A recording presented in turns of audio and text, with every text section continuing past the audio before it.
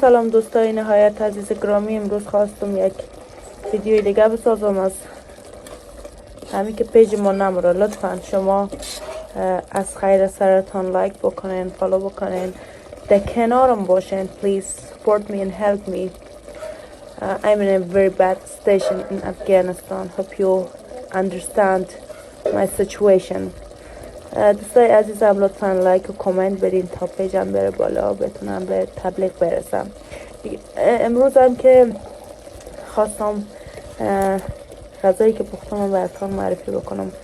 کچالو یا سیب زمینی از رنده کشیدیم، کمک مساله و مثل سیر اینا مندازیم. بعدش هم کچالو یا سیب زمینی که رنده شده رو داخلش با مقدار آب میذاریم که بپزه نرم شه و بعدش خیلی خوشمزه میه. کسایی که مثلا توانش داره میتونن خیلی چیزای دیگه مثل برگ گشنیز و چیزای خوشمزه دیگه اضافه بکنه داخلی و واقعا غذای خوبی است، هم سبک است، هم راحت و زود پخته میشه. لطفا سفر لایک و کامنت بکنین، بی تفاوت رد نشین.